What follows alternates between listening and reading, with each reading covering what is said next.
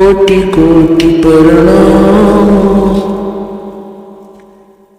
चरण कमल में राखियो मैं बांधी जाऊं। अब गुण किए तो बहुत किए करत न मनी आर। बावे बंदा बख्तियो बावे गर्दन उतार।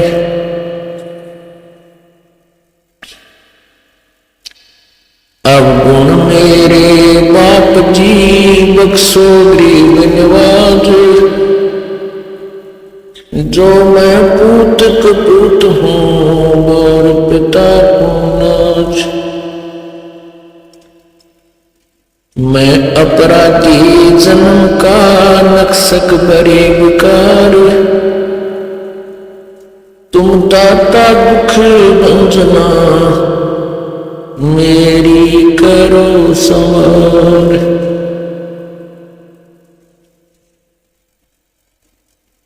जय इब कै सतगुरु मिलै सब दुख आँखों रो। चरणों ऊपर शीस रखो कहूँ जो कहनी हो।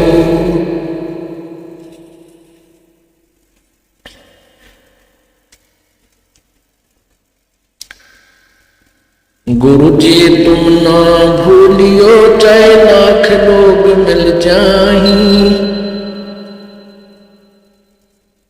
हमसे तुमको बहुत है तुमसे हमको नहीं।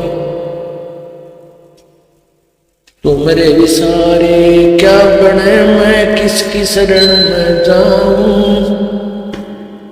शिव ग्रंथ मुनि नारदा तिनके हृदय न समाऊं।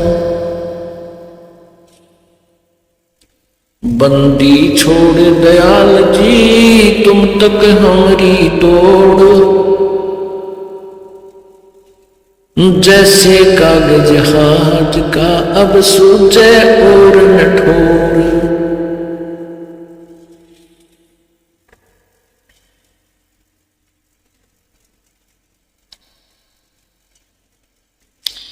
बंदे तू करे बंदगी जय चावे दीदारी। अवसर मानस जन्म का भाई मिले न बारंबार।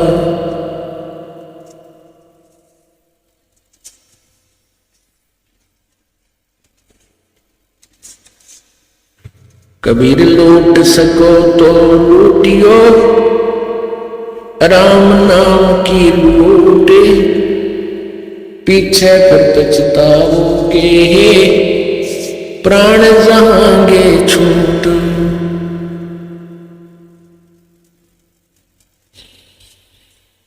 जिन हर की चोरी करी और गए राम गुण भूल। ते बिदना बागुल किए रहे उर्द मुख चूड़ी। परमपिता परमात्मा सारी सृष्टि के रचनहार कुल मालिक कबीर परमेश्वर कबीर देव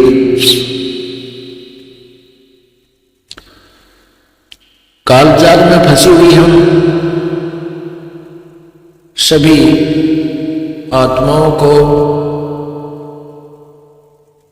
अपने निज घर की खबर देने के लिए स्वयं ही आते हैं। वो परमात्मा चारों युगों में आते हैं। सतयुग के अंदर वह सत्सुकृत नाम से प्रसिद्ध होते हैं और त्रेता में परमात्मा का नाम मुनिंदर ऋषि विख्यात होता है। और द्वापर में करुणा में कलयुग में वे अपने वास्तविक कबीर देव कबीर प्रभु कबीर साहब कबीर परमेश्वर के नाम से अपने यथार्थ नाम को लेकर ही आते हैं और उसी से प्रसिद्ध होते हैं।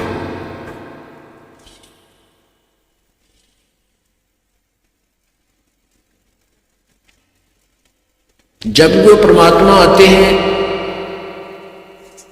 उस समय उनके साथ बहुत संघर्ष होता है, क्योंकि वो यथार्थ ज्ञान देते हैं और उसमें काल के भेजे हुए नकली संतों ने, ऋषियों ने, गुरुओं ने शास्त्र और साधना का ढोल पीट रखा होता है। और परमात्मा इस तत्व ज्ञान का प्रचार करने लगते हैं तो उनके जो शिष्य लोग, शिष्यजन जो होते हैं उन नकली गुरुओं के, वो अपने गुरुओं के पास जाकर के कहते हैं कि ऐसे ऐसे वो संत, वो ऋषि, जैसे सत्सुकृत में परमात्मा, सतयुग में परमात्मा सत्सुकृत नाम से आए थे, उसमें संत कहो या ऋषि नाम से प्रकट होते हैं। ऋषि कहलाते हैं, जैसे वर्तमान में संत ज्यादा प्रसिद्ध हो रहे हैं, साधु कहते हैं, उसमें उनको ऋषि ही कहा करते थे। तो सुकृत ऋषि जी ऐसे ऐसे कह रहे हैं, परमात्मा यही लीला करते रहे हैं।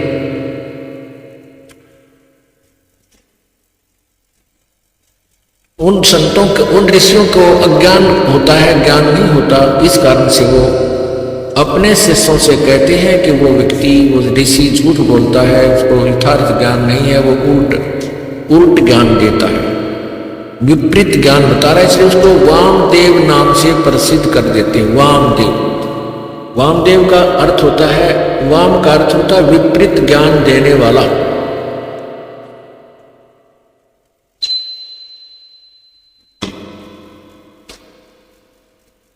परमात्मा के ज्ञान को ना समझकर उनका और ही जो है व्यंग्यात्मक नाम निकाल लेते हैं।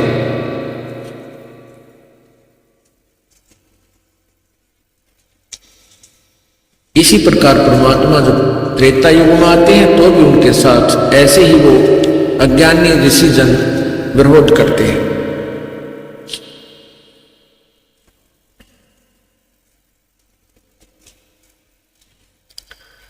इसी प्रकार द्वापर और कलयुग में, अब कलयुग के अंदर जो परमात्मा आए थे, उन्होंने जो अपना यथार्थ ज्ञान प्रचार किया, उनका भी बहुत जबरदस्त विरोध किया गया था। उसका कारण यही था कि नकली गुरुओं को भय हो गया कि तुम्हारी अब पोल खुलेगी और तुम्हारे शिष्य तुमसे दूर हो जाएंगे, तुम्हारा जो इनकम का सोर्स है, कमाई का धंधा बंद हो जाएगा। इस डर से उन्होंने परमात्मा का को बदनाम करना शुरू कर दिया कि झूठा है, कपटी है, ये क्या जाने भक्ति के बारे में, अशिक्षित है।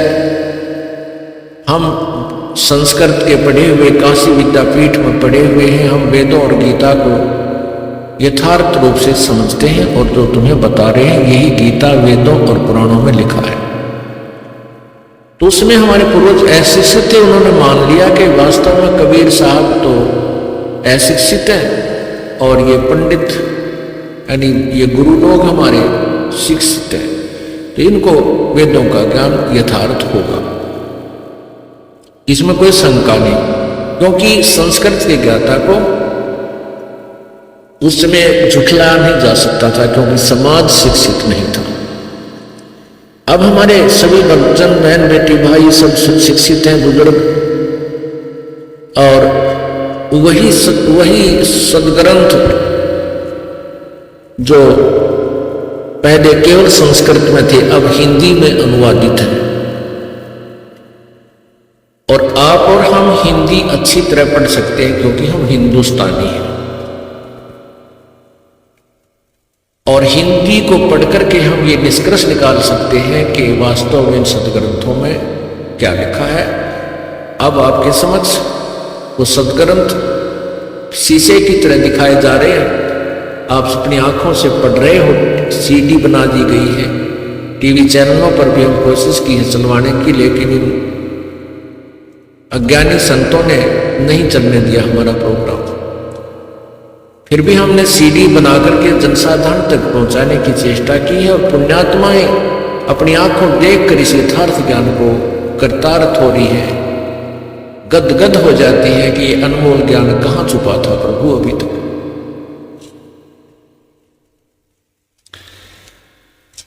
पूर्ण परमात्मा अपनी पुण्यात्माओं को अपनी शरण में लेने के लिए ना जाने क्या क्या कारण बनाते हैं।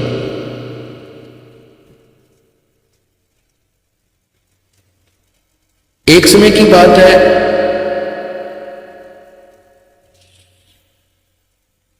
कबीर परमेश्वर बनारस में, काशी में सत्संग किया करते थे।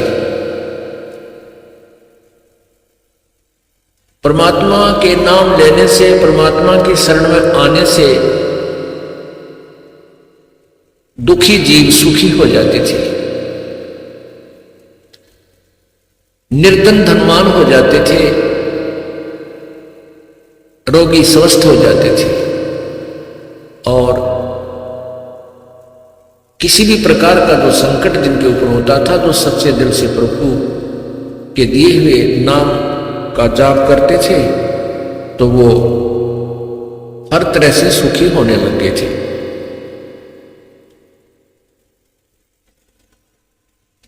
एक सर्वानंद नाम का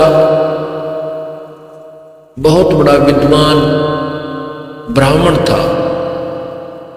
वो संस्कृत का ज्ञाता था। संस्कृत तो विद्वान लोग, ब्राह्मण लोग पहले से ही पढ़े हुए होते थे, और उसमें एक शास्त्रार्थ की बीमारी थी। शास्त्रार्थ एक ऐसा रोग था जो अभी तक हमें परेशान कर रहा है। शास्त्रार्थ कैसे होता था? एक विद्वान आता था कि मेरे साथ शास्त्रार्थ कीजिए, दूसरा विद्वान यानी पंडित उसके साथ शास्त्रार्थ करता था। दोनों संस्कृत बोलते थे और श्रोता अशिक्षित होते थे, जिनको संस्कृत का ज्ञान नहीं होता था। और जिसने भी संस्कृत अधिक बोल दी, उसी की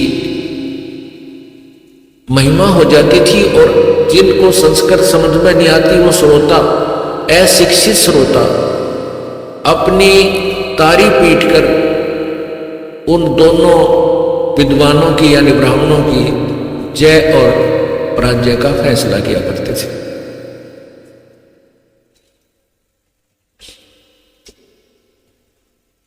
सर्वानंद नाम का जो ब्राह्मण था, उसने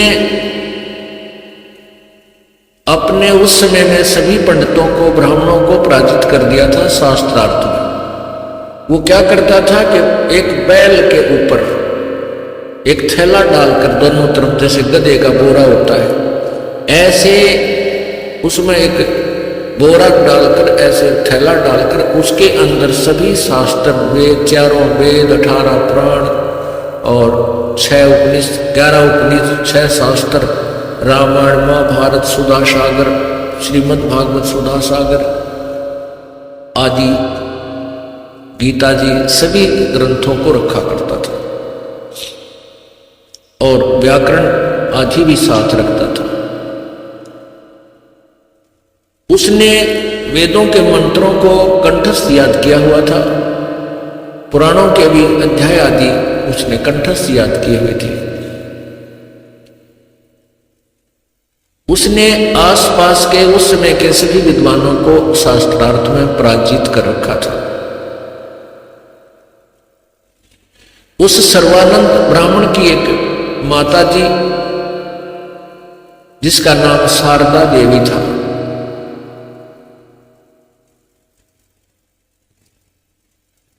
वो बहुत दुखी थी। उसको ऐसी असाध्य बीमारी थी, असाध्य रोग था कि जिसका कोई भी ट्रीटमेंट नहीं हो पा रहा था। शारदा देवी ने अपने उपचार के लिए अपने पुत्र सर्वानंद से भी जंतर मंत्र करवा लिए। जैसे गीता जी में लिखा है कि वो 4 प्रकार के मुझे बजते हैं, जिसमें ज्ञानी आर्थ अर्थार्थी ज्ञानी आर्थ जिज्ञासु और ज्ञानी। तो आर्थ का अर्थ होता संकट निवारण के लिए वेदों के मंत्रों से अनुष्ठान करना। तो माता ने अपने पुत्र से भी और उसने और भी जिसने भी जहां कोई संत बताया उसके पास जाकर के आशीर्वाद प्राप्त करना किया कि मैं स्वस्थ हो जाऊं, मेरा ये रोग नष्ट हो जाए। लेकिन सब जगह व्यर्थ रहा, कोई भी वैद्य की दवाई काम नहीं कर रही थी। पुण्यात्माओं, जब जिसके ऊपर 3 ताप का प्रभाव होता है वो किसी भी जंतर मंत्र से या किसी देव के भगवान के जाप से पूर्ण परमात्मा के अतिरिक्त और पूर्ण संग से प्राप्त किए बिना कोई भी जाप जंतर मंत्र कोई करता है उससे वो 3 ताप और प्रारब्ध कर्म समाप्त नहीं होता, वो भोगना ही पड़ता है। इसी वो जहां भी गई वो पुण्यात्मा, वो दुखी स्त्री, वो बहन जहां भी गई तो पहले तो उन ऋषियों ने जंतर मंत्र बताए, आप ये जाप करो, आप ऐसा करो, ऐसा करो, ऐसा पुण्य करो, वो सब कुछ कर लिया, लेकिन शारदा जी को कोई लाभ नहीं हुआ। तो सभी तो अंत में वो ऋषि कह देता था, वो गुरु कह देता था कि बहन ये तेरे प्रारब्ध का कर्म है, प्रारब्ध कर्म, ये पाप कर्म तुझे भोग कर ही समाप्त करना होगा, इसका कोई इलाज नहीं होता। साथ में वो उदाहरण भी देते थे कि किए हुए कर्म का फल, प्रारब्ध का कर्म तो भोगना ही पड़ता, ये पाप अक्षमा नहीं होता, नष्ट नहीं हो सकता। इसी प्रकार सबसे जवाब ले प्राप्त करके वो माई अंतिम सांस गिने थी।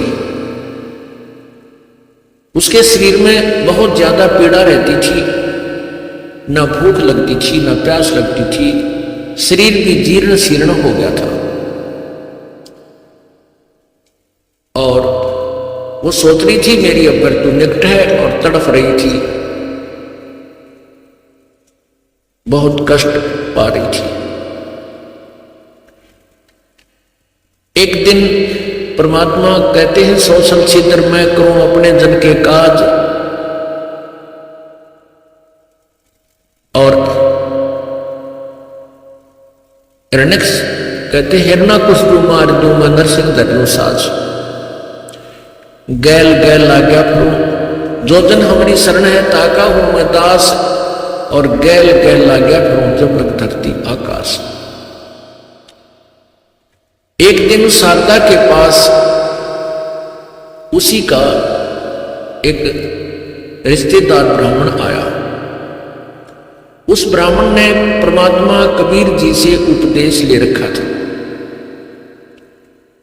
हाँ, उससे पहले एक उसकी सहेली आई जिसने कबीर परमात्मा से उपदेश ले रखा था, शारदा की सहेली ने, और वो काशी से दूर आसपास किसी नगर गांव की रहने वाली थी, तो वो बहुत कम आ पाती थी। एक दिन उसके मन में आया कि आज अपनी सहेली से भी मिल चलती हूँ और आज सत्संग भी सुनकर आऊंगी सतगुरुदेव का। तो पहले वो अपनी सहेली के पास चली गई। शारदा के उस सतिथि को देखकर उसने कहा, बहन आपको क्या तकलीफ है? आप तो बहुत वीक हो गई है, बहुत कमजोर हो गई हो। शारदा जी ने कहा, बहन क्या बताऊं, मैं बहुत ही दुखी हूं, अंतिम श्वास गिन रही हूं। तो उस परमात्मा की शिष्या ने कहा कि आप इलाज करा लीजिए। शारदा ने कहा कि मैंने कोई वैद्य डॉक्टर नहीं छोड़ा है, सबसे इलाज करा लिया, लेकिन दवाई कोई असर नहीं करती, औषधि निष्क्रिय हो रही है। मैंने सब संत, बहुत से जो प्रसिद्ध संत हैं उनसे भी संपर्क साधा है, सभी ने कह दिया है कि ये तेरे प्रारब्ध का कर्म है, ये तुझे भोगना पड़ेगा, इसका कोई इलाज नहीं। बहन मैं तो अपने अंतिम सांस के हूं, जो दुख मेरे साथ ही जाएगा, और मेरा नरक जो है, मेरा जीवन नरक हो गया है।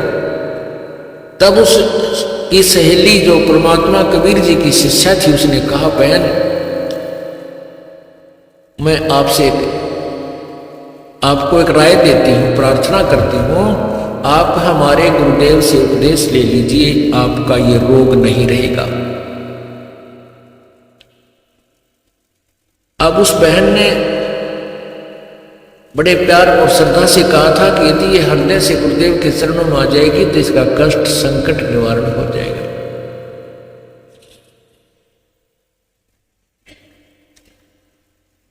उस शारदा ने पूछा, बहन ऐसा कौन सा तेरा गुरुदेव है, बताइए, मैं उपदेश ले लूंगी, क्योंकि मैं तो बहुत दुखी हो चुकी हूं, लेकिन आशा नहीं है मुझे कि मैं स्वस्थ हो जाऊं।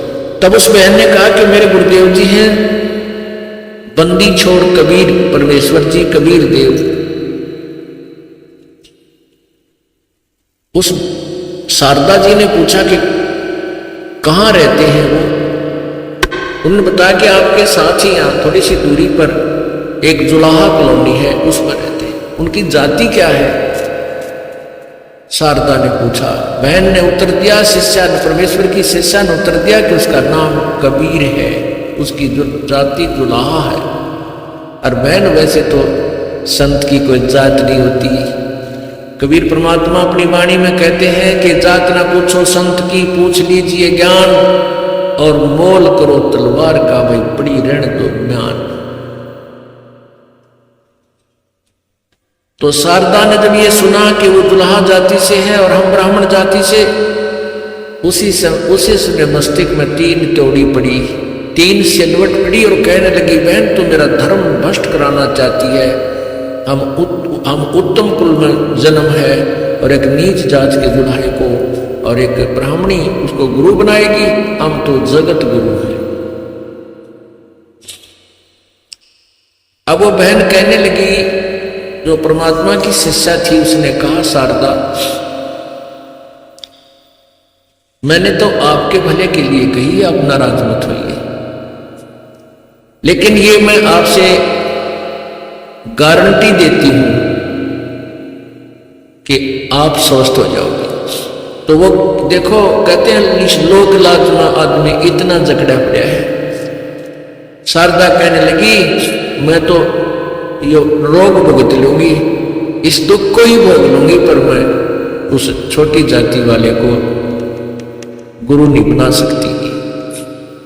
काल ने ऐसा बांध दिया इस प्राणी को कि इसके जाल से निकल ना जाए।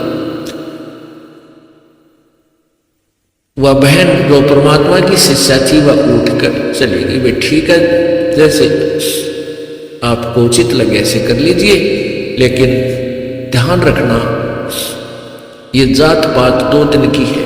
आज आपकी मृत्यु हो जाए, फिर क्या पता आप मुसलमान के घर में जन्म ले लो, क्या पता आप किसी और दूसरे घर में जन्म लो, क्या पता आप जुलाहे के घर भी जन्म ले सकती हो। आप ब्राह्मण हो तो, अब ब्राह्मणी हो तो इस बात पर विचार करो कि मृत्यु के उपरांत ये प्राणी किसी भी जूनी में जा सकता है, किसी भी जाति में जन्म हो सकता है। तो वो कहने लगी, बहन शारदा बोली, तू मुझे बड़ी शिक्षा मत दे, मेरा दिमाग खराब ना करे। तो वह शिष्या जो परमात्मा की थी उठकर आ गई और कहती है, भगवान देख अंतिम श्वास गिना है और फिर भी आत्म कल्याण का भी इसको जो है ना उत्साह नहीं बना। ऐसे अपने मन में विचार करती हुई सत्संग सुनने आ गई। कुछ दिनों के बाद वो कबीर परमेश्वर का एक शिष्य ब्राह्मण जो शारदा जी का निकटतम रिश्तेदार था, संबंधी था, वो भी बहुत परेशान था। पूरा परिवार दुखी रहता था, पूरे परिवार पर जो है 3 ताप का प्रभाव था, शारीरिक कष्ट पूरे परिवार को। उसकी पत्नी तो अंतिम श्वास गिने थी और लड़के और लड़कियां भी बहुत दुखी थी और वित्तीय हालत बहुत कमजोर थी, बहुत बड़ा निर्धन था। रिश्तेदारों से उधार मांगकर भी वो छिक चुका था और रिश्तेदार भी उसको उधार देना बंद कर चुके थे, उसको देखते ही दरवाजा बंद कर दिया करते थे, ऐसी स्थिति थी। उस पुण्यात्मा को भी एक परमात्मा कबीर परमेश्वर की कोई शिष्य वहां पहुंचा, उसको सारी कहानी सुनाई, बार बार समझाया। उसको भी यही आंट बनी हुई थी कि मैं ब्राह्मण हूं और वो छोटी जाति का है। तब उस भक्त ने, परमात्मा के शिष्य ने, कबीर जी के शिष्य ने बार बार समझाया तो कहते मरता क्या नहीं करता। उस ब्राह्मण ने परमात्मा का उपदेश अपनी पत्नी को दिला दिया। नाम लेने से उसकी पत्नी को बहुत राहत मिली, बहुत राहत मिली। फिर उसने अपने बच्चों को दिलाया, वो भी काफी राहत हुई। फिर उसको इतना ऐसा चांदना हुआ, ऐसे प्रेरणा हुई, स्वयं भी जाकर के परमात्मा के चरणों में गिर गया, उपदेश ग्रहण किया कबीर परमेश्वर से।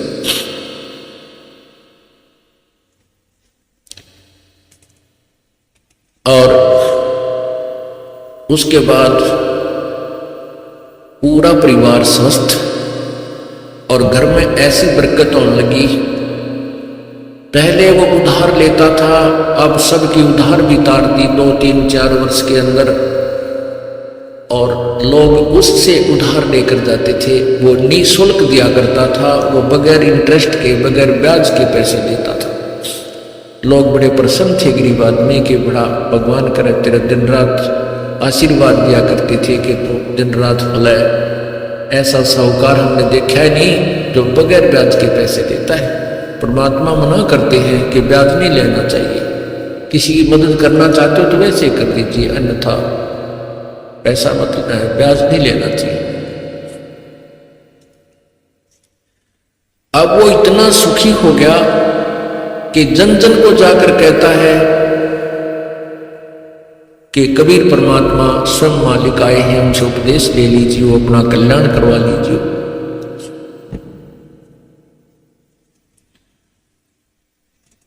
एक दिन उसका जाना होगा शारदा जी के घर पे। शारदा जी इस बात से परिचित थी कि वो हमारा रिश्तेदार जो उस गांव का है वो बहुत ही महादुखी था, और अब वो किसी संत के पास जाता है। वहां जाने से पूरा से परिवार सुखी हो गया है और उसकी वित्तीय स्थिति भी बहुत अच्छी सुधर गई है। ऐसी उसको बातें सुनने को मिला करती थी। एक दिन वो स्वयं ही शारदा के घर पहुंच गया, प्रणाम किया, शारदा से कुशल मंगल पूछी तो शारदा ने कहा क्या बताऊं, मैं तो बहुत दुखी हूं, बहुत दिनों से भुगत रही हूं। तो उस रिश्तेदार ने कहा कि क्या आपने कोई ट्रीटमेंट नहीं कराया, इसका उपचार नहीं करवाया? शारदा ने सब कथा बता दी कि मैंने सब उपचार करवा लिया, सभी ऋषियों से जो भी मेरे पहुंच तक जहाँ तक थी मुझे ज्ञान हुआ, उन संतों से भी, ब्राह्मणों से भी, सबसे मैंने अपने संकट निवारण के लिए प्रार्थना की। अंत में उन्होंने बताया कि तुझे प्रारब्ध का कर्म है और ये तो मुझे भोगना ही पड़ेगा। भगवान श्री राम ने भोगा, जो विष्णु अवतार थे, कि उन्होंने श्री कृष्ण रूप में अपना बदला दिया, जो श्री राम रूप में बाली को मारा था वृक्ष की ओट लेकर, और श्री कृष्ण के पैर में तीर मारकर, विषाक्त तीर मारकर उस बाली वाली आत्मा ने बदला लिया, उसको भगवान श्री कृष्ण को मारा। तो इस प्रकार सभी संतों ने मुझे बता रखा है कि तेरे पाप कर्म है, तेरे प्रारब्ध में लिखा है, ये तुझे दंड भोगना ही होगा। तब उस रिश्तेदार ने कहा कि शारदा एक प्रार्थना करता हूं मैं आपसे, इस धरातल पर परमात्मा आए हुए हैं, वो पूर्ण ब्रह्म है, सारी सृष्टि के रचनहार, और वो हमारे पूज्य गुरुदेव हैं। आप उनसे उपदेश ले लीजिए, आप स्वस्थ हो जाओगे। मैं आपको दावे के साथ कहता हूं। अब शारदा कहने लगी कि उसने सोचा कि ये ब्राह्मण है, इसने अवश्य ही कोई ब्राह्मण गुरु किया होगा, अर्थात इसने तो कोई उच्च जाति का गुरु बना रखा होगा। तो शारदा ने कहा कि सच मैं ठीक हो जाऊंगी, उस रिश्तेदार ने कहा कि मैं दावे के साथ कहता हूं आप स्वस्थ हो जाओगे यदि आप श्रद्धा से मेरे गुरुदेव से उपदेश ले लोगे। तो शारदा ने कहा कि आप शीघ्र बताइए, मैं उपदेश लूंगी। तो उसने बताया आपके गुरुदेव का नाम क्या है, कहाँ रहते हैं, क्या जाति है। उन्होंने बताया कि हमारे गुरुदेव का नाम कबीर, परमात्मा कबीर बंदी छोड़ है और यहीं आपके कॉलोनी से थोड़ी सी दूर वो जुलाहा कॉलोनी में रहते हैं। वह समझ गई उसी समय, क्या वो धानक कबीर, वो जुलाहा कबीर नीरू का पुत्र? वो उनका रिश्तेदार कहने गया कि सही बोली आप, बिल्कुल वही। कहने लगी तुझे शर्म नहीं आती, अब्राह्मण होकर एक नीच जाति से उपदेश लिए हुए हो, धिक्कार है तुझे। तब वो कहने लगा शारदा ये बात आपकी ठीक है, क्योंकि यही मोतियाबंद मुझे हो चुका था जो आपको है, जाति और पाति का, ऊंच और नीच का। इस ऊंच नीच के चक्कर में मेरा पूरा परिवार विनाश को प्राप्त हो चुका था। मेरी वो दुर्गति थी, तू अपरिचित नहीं है। और मैं इतना दुखी था कि मुझे ये ब्राह्मण रिश्तेदार भी मेरे से नफरत करने लग गए थे। जिसके द्वार पर वो चला जाता था, स्वाभाविक भी जाता था किसी रिश्तेदार के पास या भाईचारे में, तो उसके मन में आती थी ये उधार मांगने आया होगा। मेरा पूरा परिवार महादुखी था। और इस कबीर जुलाहा अर्थात इस धानक से उपदेश लेने के बाद आज मेरा परिवार पुनर्आबाद हो गया है। मैं औरों का उधार लेता था, आज उनके उधार उतार के वो मुझसे उधार मांगने आते हैं। और देख ले शारदा, आपके हित के लिए कह रहा हूं, ये तो पछतावेगी इस समय को। ये पूर्ण परमात्मा है, ये रोग तो आपका मुफ्त में ठीक होगा, ये तो मैं दावे के साथ कहता हूं। लेकिन आपको वो अमृत ज्ञान मिलेगा जिसको आप सोच भी नहीं सकती कि कहीं पृथ्वी पे कोई ऐसा ज्ञान बताने वाला संत भी विद्यमान है। शारदा कहने लगी मेरे आगे ये बात चलाने की आवश्यकता नहीं है, मेरे सामने ये जिक्र फिर मत करना। कति कट्टर ब्राह्मणी थी, मरना मंजूर। देख काल ने कैसा मान दिया हमारे को। ये जात हमने बनाई, परमात्मा ने नहीं बनाई। हम संत जन कहते हैं, कबीर परमात्मा कहते हैं, ऊंच नीच इस विध है लोई, और कर्म को कर्म कहां दोई। ऊंच और नीच तो जो जाति से नहीं, कर्म से है। जो शराब पीता है, मांस खाता है, लूट करता है, जीव हिंसा करता है, चोरी करता है, ठगी करता है, बुरी नजर से बहन बेटियों को देखता है, वो नीच है, वो चाहे किसी जाति का है। और जो इन विकारों से दूर है, परमात्मा की सतभक्ति करता है, वो संत भक्त है और ऊंच है। ऊंच नीच इस विध है लोई, कर्म कुक्रम सुक्रम कुक्रम कहां में दोई। अच्छे और बुरे कर्मों से ऊंच नीच होता है, जाति ऊंच नीच नहीं होती।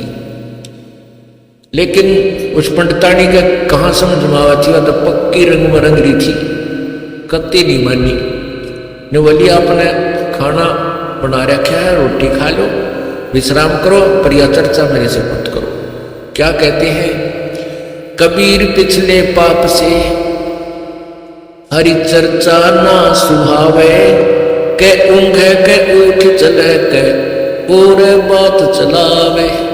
पिछले पाप ते परमात्मा की चर्चा नहीं सुहावे, अच्छी नहीं लगती, और के ऊँघ लग जाएगा ना, और कोई बात छेड़ देगा, उससे बाईपास हो जाएगा भगवान की चर्चा से। तुलसी साहब कहते हैं, तुलसी पिछले पाप ते हरि चर्चा ना भावे, और जैसे जोड़ के बेगते भाई भूख बिता हो जाए।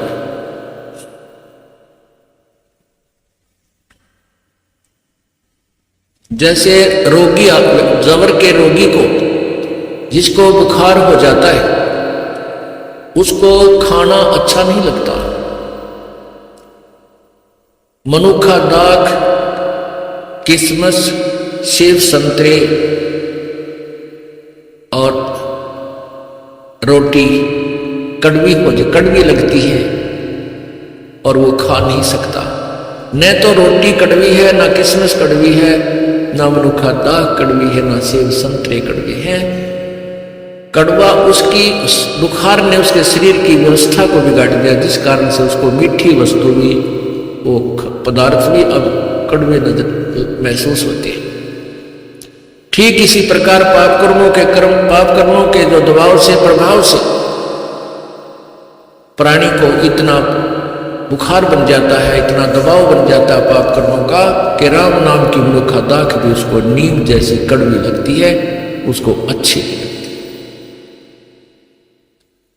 पुण्यात्माओं, इस पाप कर्मों के जबर को उतारने का ट्रीटमेंट, उपचार भी यही है कि कड़वी गोली ही खानी पड़ेगी। मलेरिया हो जाए तो कड़वी कुनीन खानी ही पड़ती है, चाहे वो रुचि कर लगे या ना लगे,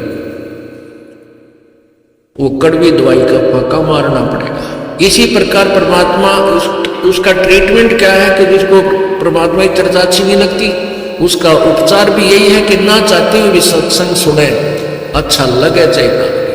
जैसे कुनीन खाना कोई अच्छा नहीं लगता, लेकिन वो खाए पार पड़े, फिर कुछ दिनों के उपरांत जितना भी बुखार कम होता चला जाएगा, उतनी ही रोटी रुचिकर लगने लग जाएगी, अच्छी लगेगी।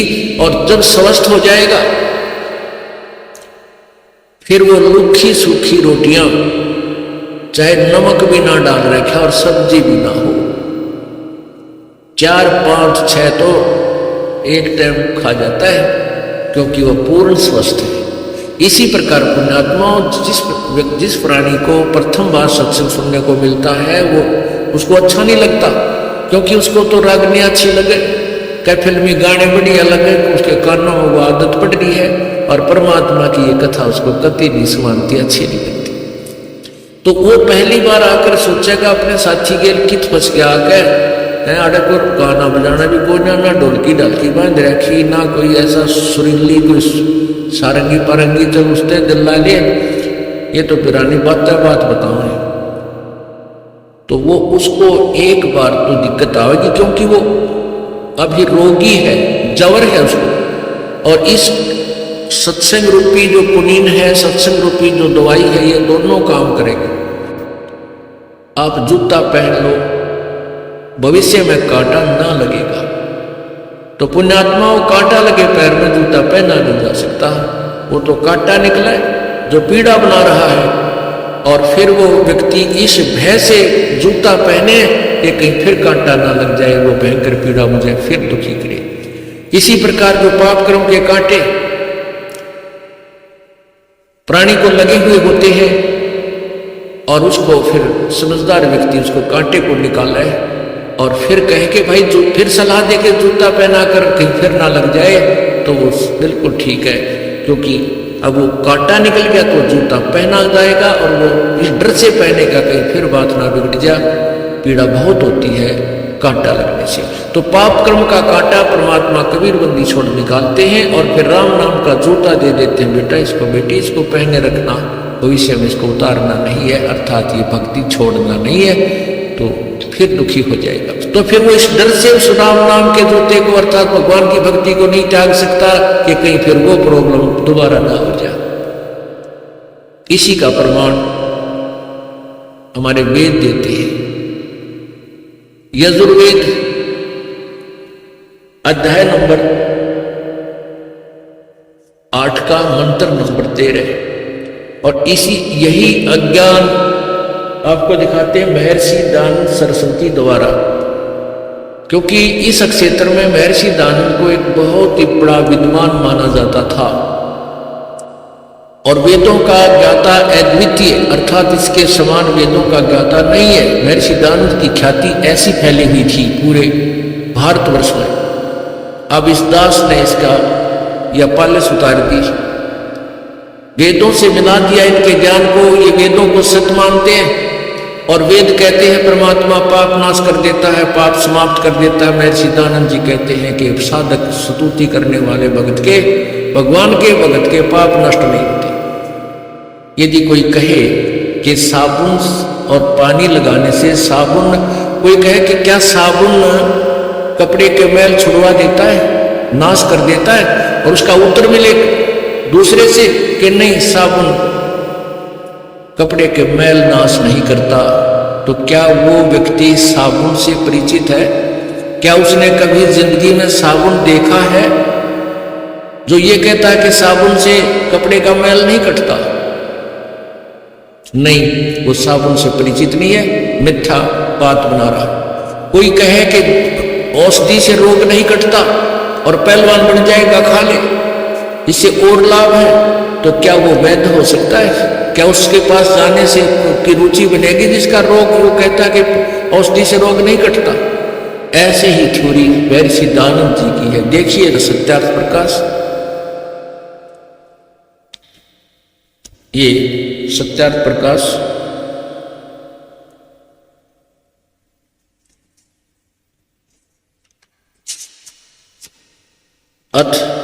अथ है सत्यार्थ प्रकाश है, महर्षि दयानंद सरस्वती स्वामी विरचित है। और कहां से छपा है? प्रकाशक है वैदिक यति मंडल दयानंद नगर, दयानंद मठ दीनानगर पंजाब। और ये कहां से छपा है ये देखिएगा, प्रकाशक है वैदिक यति मंडल दयानंद मठ दीनानगर पंजाब। और ये प्रकाशक कहां से है? मुद्रक छपा कहां से है? आचार्य प्रिंटिंग प्रेस, दयानंद मठ, गोहाना मार्ग, रोहतक, समोल्लास नंबर 7 में, पृष्ठ नंबर 155 पे। ये देखिएगा समोल्लास 155, समोल्लास सप्तम समोल्लास पृष्ठ 155। किसी ने प्रश्न किया स्वामी जी से, प्रश्न, परमेश्वर की स्तुति प्रार्थना और उपासना करनी चाहिए व नहीं? उत्तर, करनी चाहिए। स्वामी दयानंद जी कहते हैं, प्रश्न करने वाला कहता है क्या स्तुति आदि करने से ईश्वर अपना नियम छोड़ स्तुति प्रार्थना करने वाले का पाप छुड़ा देगा? उत्तर महर्षि जी का नहीं। तो प्रश्नकर्ता कहता है तो फिर स्तुति प्रार्थना क्यों करना? वे किस लिए भक्ति करें जब उसके पाप पर नहीं कटेंगे? उत्तर स्वामी जी का, उनके करने का अन्य फल अन्य ही है। प्रश्न क्या? उत्तर, स्तुति से ईश्वर में प्रीति, उसके गुण कर्म स्वभाव का से अपने गुण कर्म स्वभाव का सुधरना, स्वभाव का सुधरना, प्रार्थना से निरअभिमानता, उत्साह और साहे का मिलना, उपासना से परब्रह्म से मेल और उसका साक्षात्कार होना। अब यहां स्वामी जी देखना इस 154 पृष्ठ पर कह रहे हैं कि प्रश्न करने वाले ने पूछा परमात्मा ईश्वर साकार है व निराकार? उत्तर मिला के निराकार। स्वामी जी कहते हैं उत्तर निराकार है, परमात्मा निराकार है। और यहां पर कह रहे हैं कि उपासना करने से 155 पे, उपासना करने से परब्रह्म से मेल और उसका साक्षात्कार होना। दो सिद्धांत फेल हो गए स्वामी जी के इस 155 पृष्ठ पर 7वें समोल्लास। कौन कौन से? एक तो निराकार वाला सिद्धांत फेल हो गया, क्योंकि साक्षात्कार और मिलन तो साकार से होता है, निराकार से नहीं होता। और दूसरा सिद्धांत ये हो गया कि वो कहते हैं कि पाप अक्षमा नहीं होते। अभी आपको दिखाएंगे यजुर्वेद अध्याय नंबर 8 के मंत्र 13 में कि परमात्मा पाप काट देता है। और तीसरा सिद्धांत वो फेल हो गया, वो कहते हैं कि ब्रह्म से अतिरिक्त कोई भगवान नहीं है, परमात्मा एक ही है, अनेक भगवान वेदों में नहीं लिखे, केवल एक भगवान, अनेक नहीं। तो ब्रह्म और परब्रह्म, दादा और परदादा दो होते हैं, एक नहीं होते। तो परब्रह्म शब्द इन्होंने खुद लिखा है कि वो साधक साधना करने से पाप तो अक्षमा नहीं होते, वो पापी आत्मा परब्रह्म से मिल लेता है, यानी ब्रह्म से भी दूसरे भगवान को। अब देखिएगा इस 7वें अध्याय का 7वें समोल्लास में प्रारंभ में ही पूछा किसी ने प्रश्न, ये 7वां समोल्लास है, स्टार्ट यहीं से होता है, ये अथय 7वां समोल्लास है। और इसमें ये पूछा किसी ने कि प्रश्न, वेद में ईश्वर अनेक हैं। प्रश्नकर्ता ठीक कह रहा है कि वेद में ईश्वर अनेक हैं, इस बात को तो मैं मानते हो वा नहीं? उत्तर नहीं मानते। स्वामी जी कहते कि नहीं, कहीं भी अनेक ईश्वर नहीं है, दो भगवान नहीं है, क्योंकि चारों वेदों में कहीं यह नहीं लिखा है जिससे अनेक ईश्वर सिद्ध हो, किंतु यह तो लिखा है कि ईश्वर एक है। अब स्वामी जी ये भी बताते हैं कि ये देखिएगा प्रथम समोल्लास में स्पष्ट कहते हैं कि ईश्वर ब्रह्म ही ईश्वर एक है, ब्रह्म है। प्रथम समोल्लास ये पृष्ठ नंबर 15 पे यहां स्पष्ट कर रहे हैं कि ओम आकाश और खम, ये लिखा है खम, यह देखना, सबसे बड़ा होने से ईश्वर का नाम ब्रह्म है। ईश्वर का नाम ब्रह्म बताया उन्होंने, ये देखना, ईश्वर का नाम ब्रह्म है। और यहां क्या कहते हैं कि ईश्वर एक है, वेदों में कहीं नहीं लिखा एक ही ईश्वर अर्थात ब्रह्म है। और यहां स्वयं ही ये परब्रह्म कह रहे हैं कि उस साधना से परब्रह्म से मेल और उसका साक्षात्कार होना, परब्रह्म से मेल और उसका साक्षात्कार होना, अर्थात ब्रह्म तो इन्होंने फाइनल कर दिया कि ब्रह्म ही ईश्वर का नाम ब्रह्म है। और ये कहते परब्रह्म से मिल जाता है दूसरे भगवान से, पर माने सेकंड, अनोदर, जैसे उस ब्रह्म से भी ऊपर का सुप्रीम परमात्मा है, जैसे दादा से दूसरा परदादा, दूसरा दादा, दादा का भी पिता, तो ऐसे दो ब्रह्म सिद्ध हो गए परब्रह्म से। तो इस स्वामी दयानंद जी के 7वें अध्याय के सत्यार प्रकाश में 7वें समोल्लास में ये दो सिद्धांत तो उसने स्वयं फेल कर दिए। और तीसरा उपदेश करेगा कि परमात्मा पाप नहीं काटता, ये वेद कर देंगे, यजुर्वेद करेगा। अब देखना,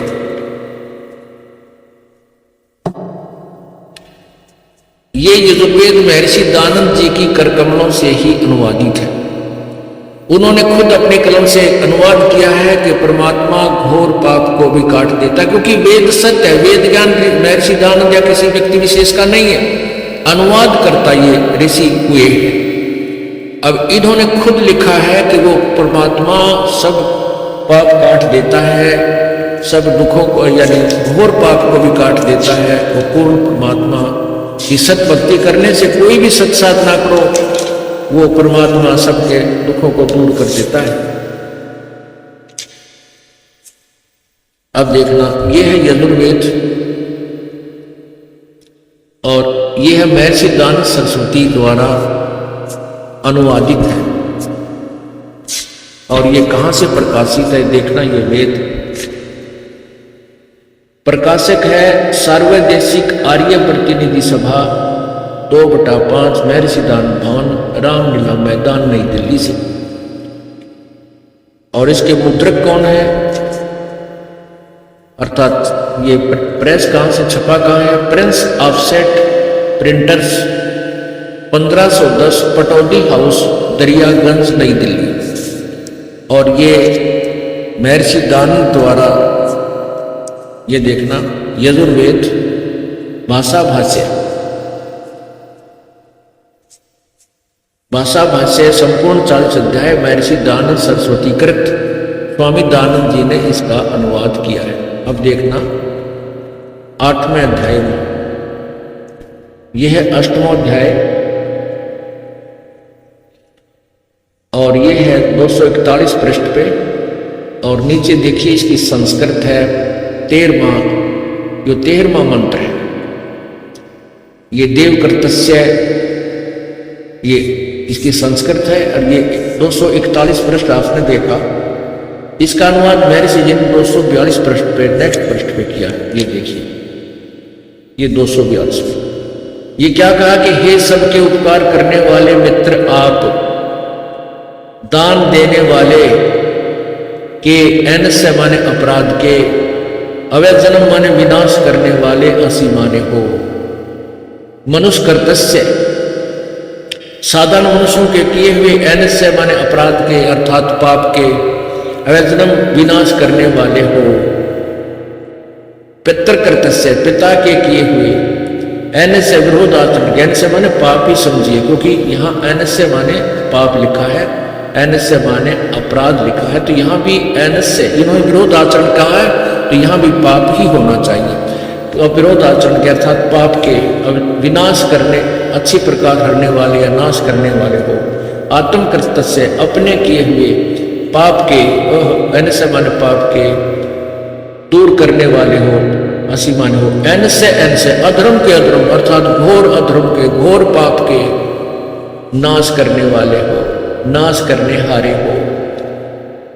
अब जानता हुआ मैं जो कुछ भी एन यानी पाप अधर्म आचरण किया करता हूं वा करूं, अनजान मैं जो कुछ भी किया करता हूं वा करूं, उस सब एनस्य पाप के, सब पाप के, इन्होंने दुष्ट आचरण लिखा है।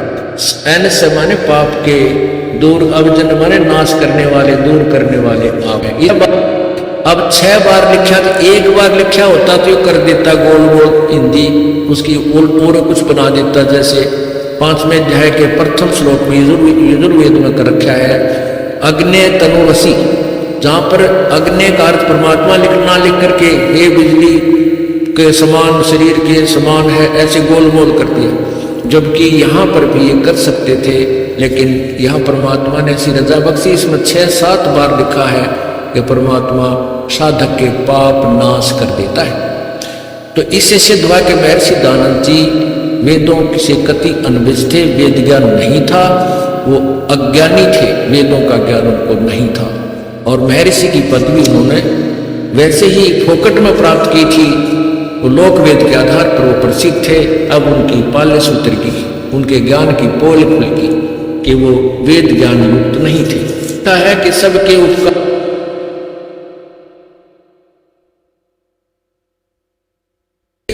गुमराह करने वाले ये भी कर देते हैं, क्योंकि जिन लोगों का ज्ञान समाप्त हो जाता है वो झूठ का सहारा लेते हैं। तो हमने समाचार पत्रों में ये जो का तो लेख लिखा करते थे और जनसाधारण के समक्ष हम भेजा करते थे, तो वो भी विरोध में कुछ ऊटपटांग विज्ञापन या कोई समाचार से उत्तर देते थे। वो कहते थे उसमें 8वें अध्याय के 13वें श्लोक में तो लिखा है मित्र, भगवान थोड़ा लिखा है कि परमात्मा रोग दुख दूर करता है। यानी फिर भी उन लोगों ने स्वीकार ना करके, नाचारियों ने जो इस सत्यार प्रकाश को बेच कर रोटी खा रहे हैं, उन्होंने सच्चाई जनता को गुमराह करने के लिए ये प्रश्न भी किए। अपनात्मा और सत्यार प्रकाश में महर्षि दानंद जी खुद कहते हैं मित्र का अर्थ परमात्मा समझिए। वही जहाँ मित्र शब्द वेदों में लिखा जाता है, वैसे तो संस्कृत में मित्र शब्द नहीं है वेदों, वेद के उस 8वें अध्याय के 13वें श्लोक में, लेकिन इसने खुद वहां मित्र लिख दिया कि जनसाधारण ने सोचा किसी मित्र ने कह रखी होगी, भगवान के विषय में नहीं है, भगवान नहीं करता। अब देखिए एक प्रथम समोल्लास, ये सत्यार प्रकाश वही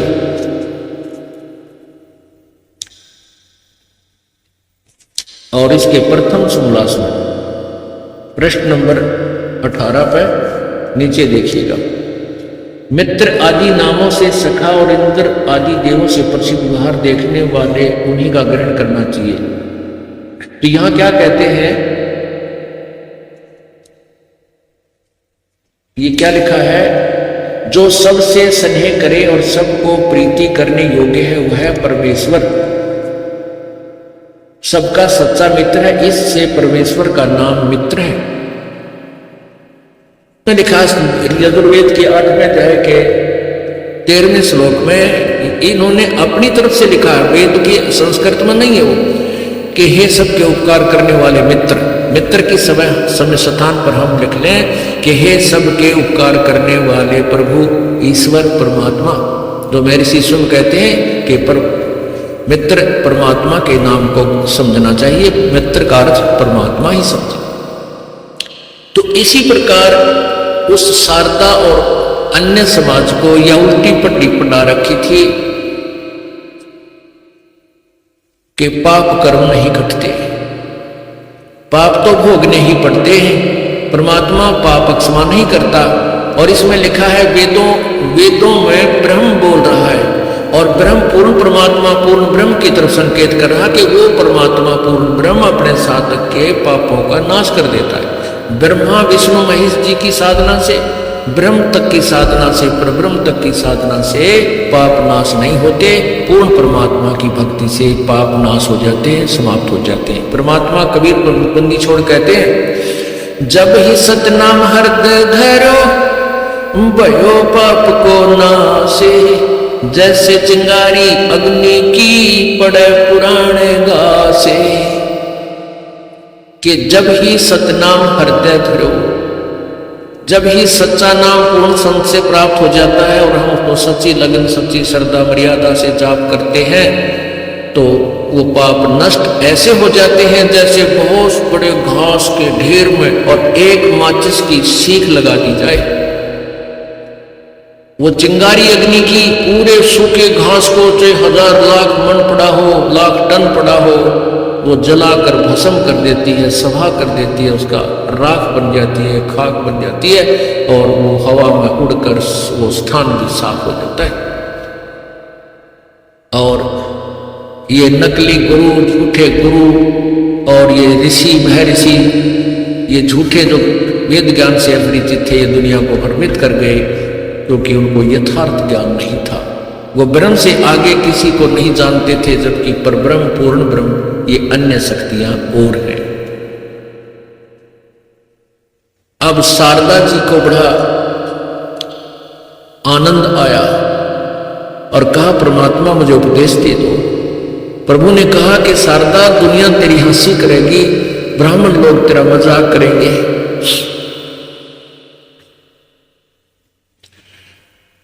तो शारदा ने कहा कि भाड़ में जाओ ये समाज और भाड़ में जाओ ये लोग। ये परमात्मा, आपने तो मेरी आंख खोल दी क्योंकि सत्संग सुना। परमात्मा ने कहा कि बैठ जा, नाम बाद में दूंगा, पहले तो सत्संग सुन ले। परमात्मा ने वो अमृत वर्षा की, वो ज्ञान भी समझ में आ गया क्योंकि जब उसके दुख दूर हो गए तो फिर वो क्या समझा भगवान और कौन है। जो गुरु जी जो वचन कह रहे वो सारे सच्चे नजर आ रहे थे। तो उस पुण्यात्मा ने कहा, भगवान मुझे नहीं लेना देना किसी समाज जात से, मैं आपकी बेटी, आप मेरे परम पिता, और मुझे उपदेश दो प्रभु। परमात्मा तो यही चाहते थे, उपदेश दे दिया। उपदेश दे दिया। अब शारदा डट कर भजन करती और फिर रह रहकर सत्संग सुनती तो उसकी आत्मा से जो अज्ञान था वो पूर्ण रूप से हट गया। परमात्मा कहा करते, बच्चों, वर्तमान में कोई भी संत ऋषि नहीं है जिसके पास तत्व ज्ञान है और जिसको यथार्थ भक्ति का मार्ग का ज्ञान हो। इस बात को सभी शिष्य अच्छी तरह मानते थे, जानते थे। और साथ में वो दुखी आत्मा, क्योंकि वहां आकर वही लोग आते थे जो वहां दुखी थे। सुखी तो कोई एकाध भगवान ही आता था और सभी दुखी सुखी हो गए थे। इस प्रकार परमात्मा के 64 लाख से सो गए थे। 64 लाख। आज से 600-550 वर्ष पहले विचार करो, 64 लाख से सो जाना कोई मामूली बात नहीं है। जबकि हिंदुस्तान की उस समय 450-550-600 वर्ष पहले कुल 4 करोड़ आबादी होगी मुश्किल था, और उस समय से 64 लाख से सो जाना ये कोई बालकों का खेल। उसमें तो कोई मीडिया भी नहीं था, ना कोई टीवी चैनल थे, कोई एक आदमी एक जगह से अपना प्रचार करके सबको सुना सकता है। तो ये कैसे रजा हुई थी महात्मा की? ऐसे ही जोत के जोत जली थी। 120 वर्ष तक परमात्मा रहे थे इस पृथ्वी पर, एक साधारण मनुष्य का, एक आम भगत संत की तरह जीवन जीकर, और जनता का कल्याण किया था। तो उसमें ऐसे ही जोत के जोत जली थी, जो सुख हो जाता विश्व को जाकर बताता, कोई रिश्तेदार को सुनाता, कोई मित्र को सुनाता, कहीं राह चलते को जिक्र करता। ऐसे 64 लाख से प्रभु के हो गए थे। एक दिन उस सर्वानंद ने, जो शारदा जी के पुत्र थे, वो विद्वान ब्राह्मण जिसने उस समय के सभी विद्वानों को पराजित कर दिया था शास्त्रार्थ में, तो उसके मन में ये आया कि मैं अपना नाम सर्वाजीत रखवा दूं। सर्वाजीत, सर्वाजीत का अर्थ होता है जिसने सब पर विजय पा ली, सर्वाजीत। तो उसने अपनी मां से प्रार्थना की कि माता जी मेरा नाम आप चेंज कर दो, बदल दो, मेरा नाम सर्वाजीत रख दो। तो माता ने कहा बेटा क्यों, सर्वानंद कौन सा बुरा नाम है, ये भी बहुत अच्छा नाम है। तो उसने कहा सर्वानंद ने कि माता जी मैंने आसपास के इस पृथ्वी पर जितने भी विद्वान पुरुष से ब्राह्मण हैं उनको ज्ञान में शास्त्रार्थ में पराजित कर दिया है, और मैं इसलिए अपना नाम सर्वाजीत रखवाना चाहता हूं कि सर्वाजीत नाम से सभी जान जाए कि ये वो व्यक्ति है जिसने सबको पराजित कर दिया, सब पर विजय पा ली। अब शारदा जी बोली बेटा ठीक है, मैं अपने बेटे का नाम बदल दूंगी, आप एक संत को, एक ऋषि को और पराजित कर दे। सर्वानंद कहने लगा बताओ माता जी कौन है वो? कि वो मेरे पूज्य गुरुजी कबीर बंदी छोड़ है, आप उनको शास्त्रार्थ में हरा के और उनसे लिखवा लाना, फिर मैं तुझे सर्वानंद के नाम से पुकारूंगा, सर्वाजीत के नाम से पुकारूंगी, नहीं तो बेटा मैं तुझे सर्वानंद, सर्वाजीत नहीं कहूंगी, मेरी तरफ से सर्वानंद ही रहेगा। अब सर्वानंद जी ने कहा ए माता जी आपने भी किसका नाम ले दिया, अनपढ़ अशिक्षित, वो क्या जाने शास्त्रों के बारे में। अभी जाता हूं, अभी गया और अभी आया, उसको तो 2 मिनट में पराजित करके आऊंगा। माता बोली ठीक है पुत्र, लेकिन कुछ प्रमाण दो से जाना। अब ठीक है माता जी। अब वो क्या करता था अपना वो सारा साजबाज बैल के ऊपर रख कर एक थैले में चल पड़े।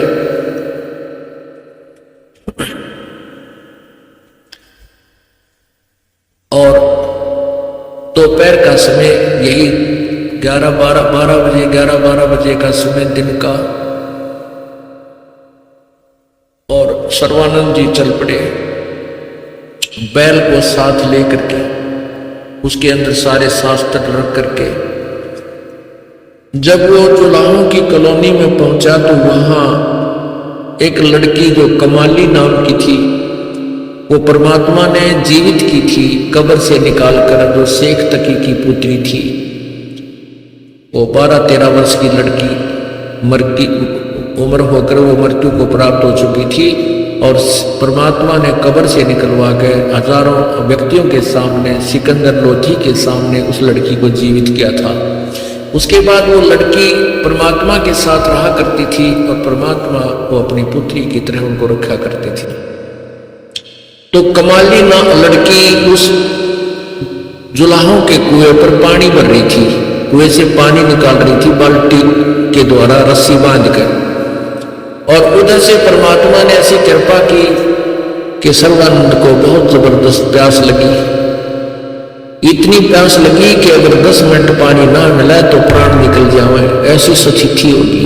परमात्मा के नहीं करते, मरोड़ तोड़ काटने के लिए, मन की बंक निकालने के लिए परमात्मा 100 क्रिया कर सकता है, 100 कारण बना देता है। अब उस जो ही सर्वानंद जी ने उन जुलाहों की कॉलोनी में प्रवेश किया, और एक ब्राह्मण का जुलाहों के घर में आना, नगरी में आना, कॉलोनी में आना एक बहुत बड़ी बात होती थी। उस समय बहुत ज्यादा छुआछूत थी, और वो भी सर्वानंद जैसे ब्राह्मण को जो वेदों को लिए हुए फिर रहा था। जो ही वो कॉलोनी में प्रवेश किया तो जुलाहे लोग, कॉलोनी के व्यक्ति अपने अपने अपने घरों से बाहर निकलकर देख रहे हैं ये ब्राह्मण कहाँ जा रहा है, ये किसके यहाँ जाएगा, किसके साथ वाद विवाद किया जाएगा। देख रहे थे जैसे गांव में हाथी आ जाए, बालक देखा करें गांव वाले दूर दूर खड़े होकर के देखते हैं छतों पर चढ़ के, ऐसे देखने लगे। और वो देख रहे थे, सर्वानंद को बहुत जबरदस्त प्यास लगी। उसने कहा बेटी पानी पिलाना। लड़की ने जल निकाला और सर्वानंद को पिला दिया। ऐसे हाथ से पानी सर्वानंद ने पी लिया। वो लड़की ऊपर से बाल्टी से डाल रही है। जब उसने पानी पी लिया, जब देखा कोई देख तो नहीं रहा है, दुल्हा मुझे देख, ऐसे देखा तो चारों तरफ सभी देख रहे हैं। तो उसने सोचा तेरी बेइज्जती होगी, लोग कहेंगे दुल्हे के छोटी जाति वालों का पानी पी लिया ब्राह्मण ने। तो उस अपने गलती को सुधारने के लिए लड़की से गुस्सा होकर बोला, ए लड़की, ये कौन सी जाति का कुआं है? लड़की ने कहा, कमाली ने कहा, पंडित जी, जुलाहों की कॉलोनी में जुलाहों का ही कुआं होता है। तो पंडित स्वामी सर्वानंद जी कहता है कि लड़की तूने पहले क्यों नहीं बताया मेरे से कि ये ब्राह्मण जुलाहों का कुआं है? तब लड़की ने कहा, सर्वानंद स्वामी जी, उस समय तक तेरी जान निकलन हो रही थी, तूने क्यों ना पूछा भाई किसका कुआं है? क्या आपको पता नहीं था जुलाहों का कुआं है? जब तक तेरी जान जाने वाली थी तब तो जात पात तुझे नजर नहीं आई। अब तेरा पेट भर गया, जान बच गई तो बकवाद भा रही है तुझे। अब कहता किसका कुआं है, कौन सी जाति का, क्यों पाखंड कर रहा है स्वामी जी? तो वो कहने लगा, ए लड़की, ये बता, वो जानती है यहाँ कोई एक कबीर नाम का कोई व्यक्ति रहता है? कहने लगी, हाँ जानती हूं मैं। आ जाओ, मेरे पिताजी हैं, मेरे साथ साथ आ जाओ, मैं उनका घर आपको, मेरे घर, हमारे घर आ जाओ। अब लड़की पानी भरकर चल पड़ी, वो सर्वानंद पीछे पीछे पहुंच गया। वो लड़की थोड़ी जल्द सीगर चल के परमात्मा से कहने लगी, पिताजी, एक ब्राह्मण आवा है, आ रहा है, वो पैरों के ऊपर ना बहुत ही किताबें रखे हुए हैं और आपको पूछ रहा है, लगता आपके साथ कोई वाद विवाद करेगा। परमात्मा बोले, बेटी कोई बात नहीं, आने दो, बड़ी अच्छी बात है। विद्वान पुरुष आ रहे हैं, हम उनसे कुछ ज्ञान ग्रहण कर लेंगे, अगर हमारे से कोई बातचीत चलेगी तो कुछ ज्ञान ग्रहण करेंगे।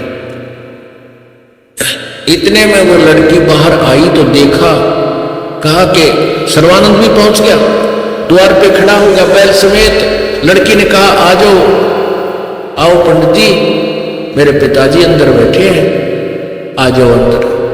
तो सर्वानंद कहने लगा, लड़की, मेरा ये लोटा पानी से भर दे। एक खाली लोटा ले रखा था सर्वानंद ने। तो लड़की ने वो पानी लोटे में डालना शुरू किया। जब लोटा भर गया तो कहता, और डाल दे, और डाल दे, यानी पूरा लबालब भरवा लिया।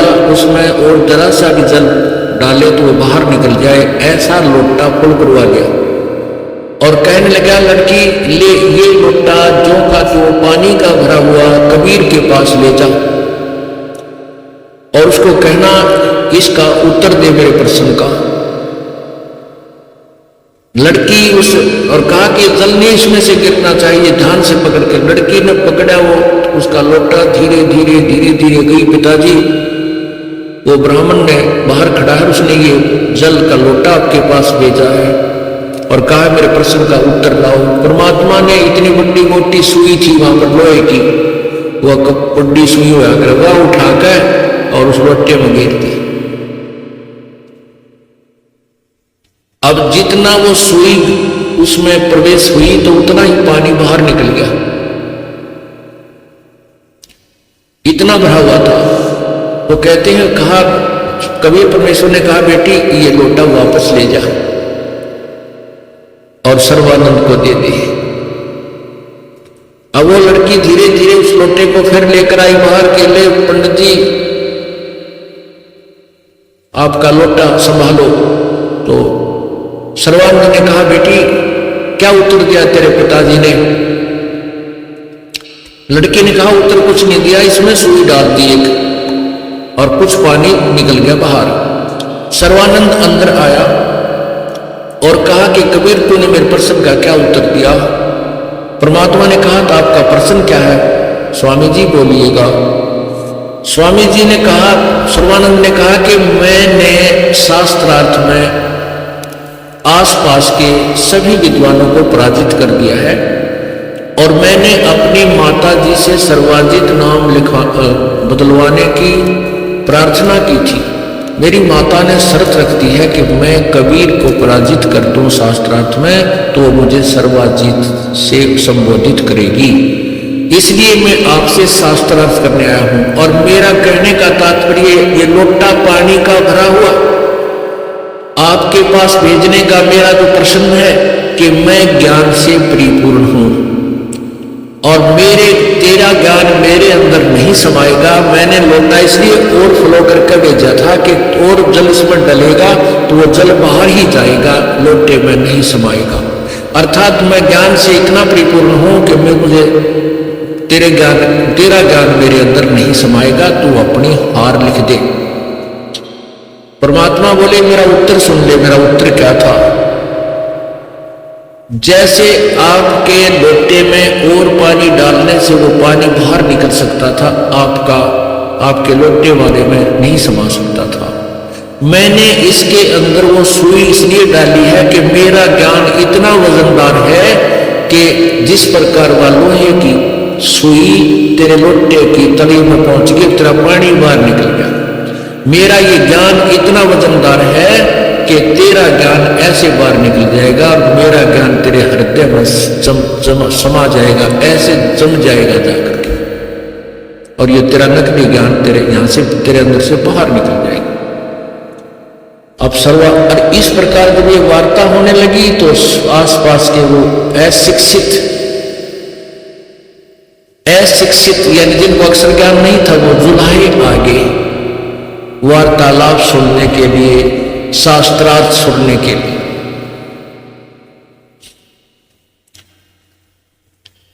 तो सर्वानंद ने कहा कि अच्छा करो शास्त्रार्थ, मुझसे प्रश्न करो,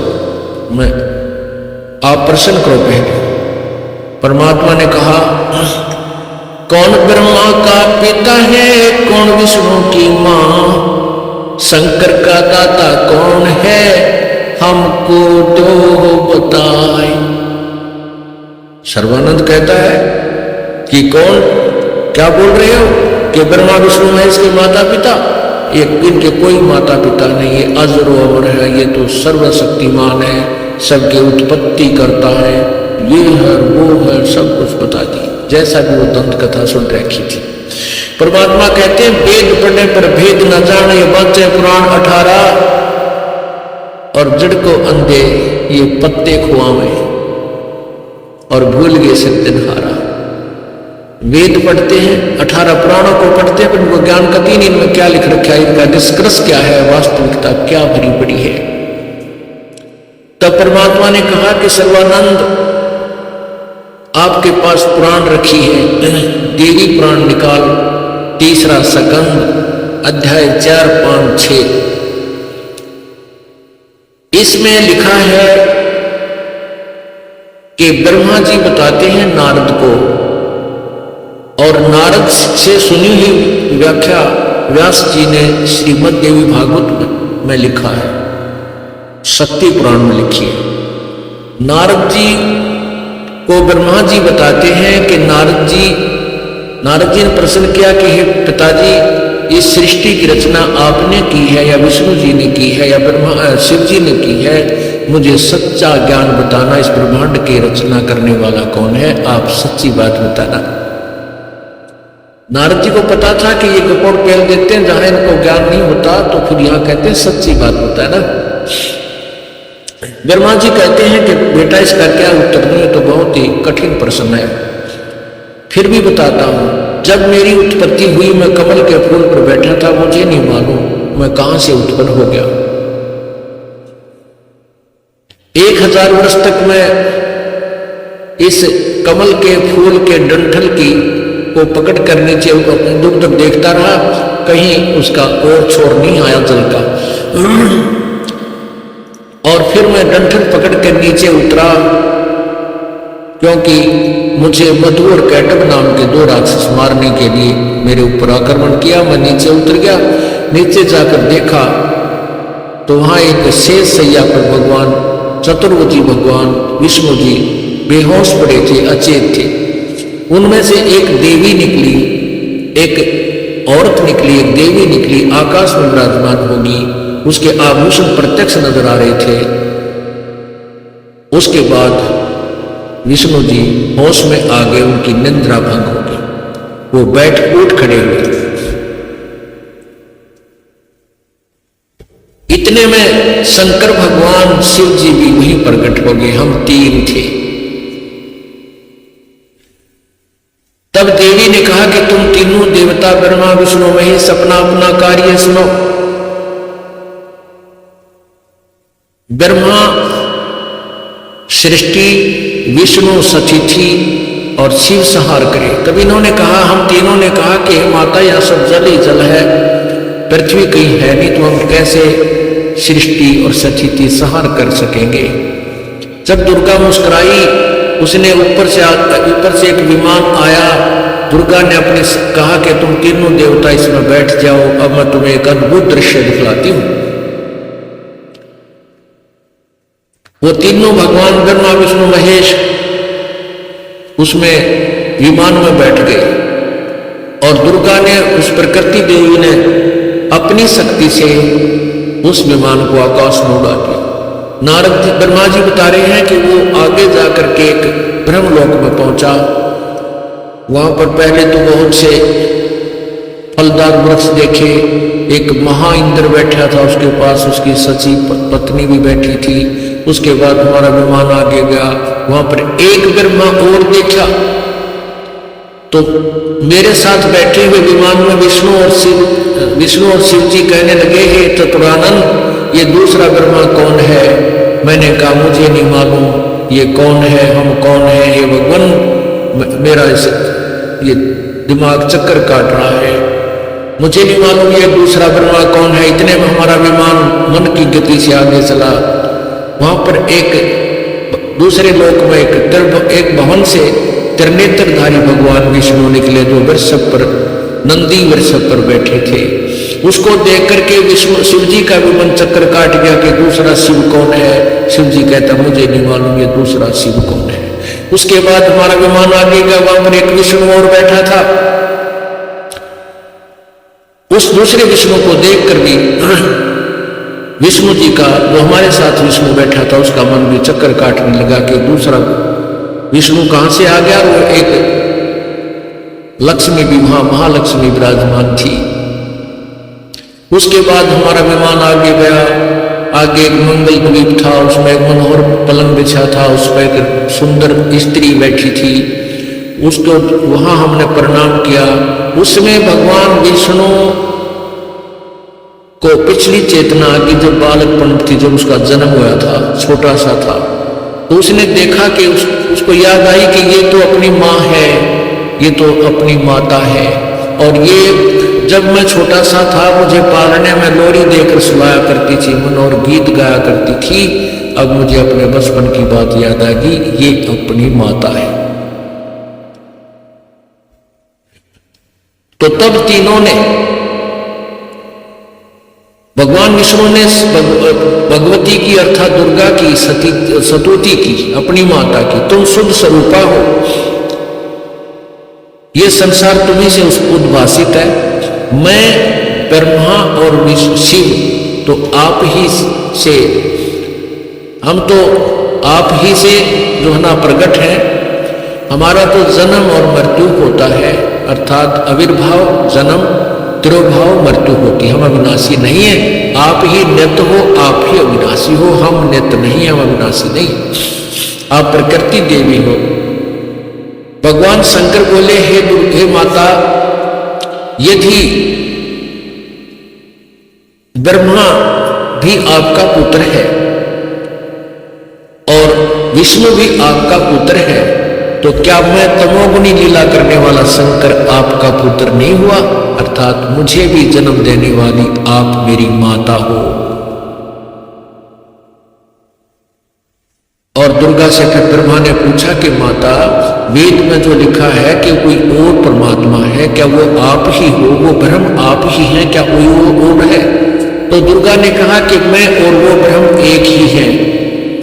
मेरा और उस ब्रह्म का तुम जो स्मरण करोगे, तुम्हारे ऊपर कोई आपत्ति आवेगी तो हम तुम्हारा कार्य सिद्ध करेंगे, तुमसे जो काम अट जाएगा।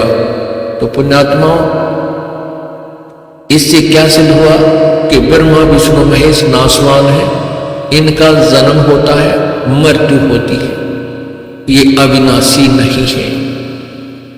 और सर्वानंद जी कह रहे हो कि ये अविनाशी है, आप कहां से लाए ये ज्ञान? ये लोक वेद दंत कथा सुनाकर तुम गुमराह कर रहे हो। परमात्मा ने पूरी डट के ये कथा सुना दी। अब उस समय इन नकली गुरुओं को, विद्वानों को एक यही दाव लगा रहा कि ये संस्कृत में शास्त्र थे, हिंदी अनुवाद इन्होंने नहीं किया। इसलिए नहीं किया था कि कहीं दुनिया को पता ना लग जाए और तुम्हारी रोजी रोटी समाप्त हो जाए। अब सर्वानंद ने वही देवी भागवत महापुराण निकाली, तीसरा संगत पढ़कर देखा, उसमें स्पष्ट लिखा था, संस्कृत में स्पष्ट लिखा था। अब उसने सोचा ये ना तो ये श्रद्धालु कोई शिक्षित है जो श्रोतागण बैठे, और कबीर जी की कौन मानेगा इस बात को? तो वो कहता नहीं, ये झूठ बोलता है, ये दुलाहा, मैं काशी विद्यापीठ से पढ़ा हूँ, मैं संस्कृत का विद्वान हूँ, ये अशिक्षित, इसको अक्षर ज्ञान नहीं है, ये झूठ बोल रहा है, इसकी बातों में मत आना। और ये कथा ना सुनाकर, विष्णु श्री दुर्गा पुराण ना सुना करके कोई और ही संस्कृत में पता नहीं कौन से श्लोक सुनाने शुरू कर दिए। संस्कृत बोलता रहा, पता नहीं बेतुकी बातें कहीं की कहीं सुनाने लग गया, संस्कृत बोल रहा। तो सभी श्रोतागण जो अशिक्षित जुलाहे बैठे थे, उन्होंने सर्वानंद को की प्रशंसा कर दी, हथेड़ी पीट दिया, हो जय हो, तो हथेड़ी पीट कर ताली बजा करके उसको विजयी घोषित कर दिया कि सर्वानंद विजयी हुआ। जबकि उन श्रोताओं को कुछ भी समझ में नहीं आ रहा था सर्वानंद संस्कृत में बोल क्या रहा है। एक समय तो परमात्मा कहने लगे, भाई ठीक है सर्वानंद, आप जीत गए, मैं हार गया। अब ये सभी आपकी प्रशंसा कर रहे हैं और आप जीतते, मैं हारे। पुण्यात्माओं, ये तो वो कहानी होगी, एक किसान का बेटा छठी सातवीं कक्षा में पढ़ा करता, और उसमें अंग्रेजी जो है छठी क्लास में लगा करती थी। सातवीं में बस इतना संस्कृत इंग्लिश याद हो जाती थी, एक आधी छुट्टी की प्रार्थना पत्र, एक आधा माई बेस्ट फ्रेंड या स्कूल का 5-4 लाइनों का ऐसे अर्थात प्रस्ताव याद कर सकता था। तो एक दिन वो लड़का अपने पिता किसान के साथ बैलगाड़ी में बैठा हुआ खेतों की ओर जा रहा था। सामने से एक अंग्रेज अधिकारी की गाड़ी आ गई, वो रास्ता भूल रहा था। उसने उस गाड़ी वालों से अंग्रेजी में पूछा कि मुझे इस गांव जाना है, क्या मैं ठीक जा रहा हूं? उस गांव का रास्ता ये ठीक है या नहीं? इंग्लिश में पूछा उसने। अब वो लड़का जो है अंग्रेजी में प्रस्ताव याद करता था, कभी अंग्रेजी पढ़ कर सुनाता था, तो पिताजी बड़ा गदगद हुआ करता, मेरा बेटा अंग्रेजी बोलना सीख गया। तो तब वो किसान कहता है कि बेटा ये अंग्रेज के अपने आप को आंधी समझ रहा है, ये के चौड़ दिखावा अंग्रेजी बोल के, तो भी तो सुनाते दो बात अंग्रेजी में इसको बोल के, और पता लग जाएगा हम भी हिंदुस्तानी मेरे इंग्लिश के अनभिज नहीं है। तो उस लड़के ने कहा कि अभी दे पिताजी। उस लड़के ने छुट्टी के लिए प्रार्थना पत्र अंग्रेजी में, वो बीमारी के छुट्टी के लिए प्रार्थना पत्र सुना दिया। To the head master, I am sick today, I can not come to school, please grant me 1 day leave I shall be thankful to you, अपना नाम लिख दिया सच सच। तो अंग्रेज ने सोचा, देख बुद्धू पूछो मत, गांव का रास्ता बताओ, सुनाओ मैंने छुट्टी के लिए प्रार्थना पत्र अच्छे, मूर्ख तो फंसिया, माथे हाथ मार के और अपनी गाड़ी ने साइड तक कर चलता पड़ा। अब उसके किसान पिता ने अपने पुत्र की कमर थपथपाई, हुआ बेटा आज तने अंग्रेजी बोल के अंग्रेज हरा दिया, पराजित कर दिया, भाज गया छोड़कर मैदान को। तब वो लड़का कहता, पिताजी अभी तो माई बेस्ट फ्रेंड और याद था, वो सुन लेता तो गाड़ी छोड़ के भाग जाता। कहने का भाव ये है कि वो तो उनको मत्थे में हाथ मारा, कहते किसी बुद्ध हाथ पाड़ा पड़ा, पूछो गांव का रास्ता सुना वह सीख लियो। और तो इसी प्रकार परमात्मा पूछ तो ये रहे थे कि पुराणों में ऐसा लिखा है कि ब्रह्मा विष्णु महेश नासवान है, अविनाशी नहीं है, इनके माता पिता है, दुर्गा इनकी माता है और पिता इनका ज्योति निरंजन है। अब वो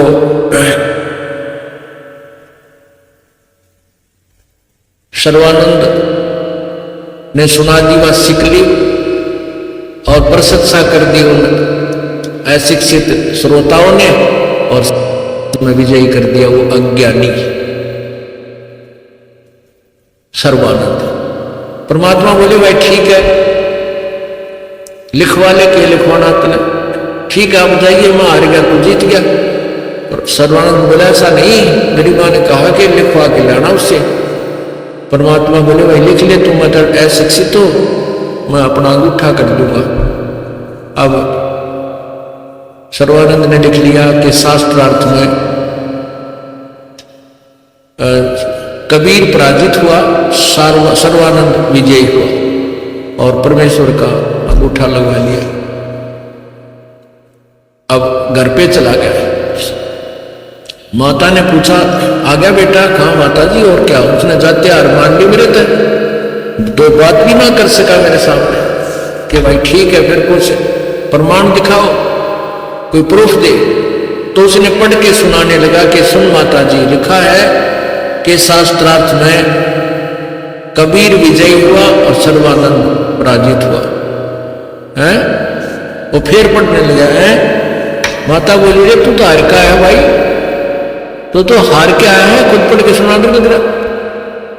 तो वो कहने लगा, माता जी मैं ना कल 2-3 दिन से लगातार शास्त्रार्थ में था, रात्रि में भी काफी देर तक शास्त्र हुआ करते थे, मैं निंद्रा में था, मेरे से ही गलत लिखा गया। माता जी वो तो अनपढ़ है, मैं खुद लिखने वाला हूं, और सचमुच वो हार गया। माँ बोली, नो ना मानो, उतनी बात तक लिखवा के ला, फिर लिखवा ला जा।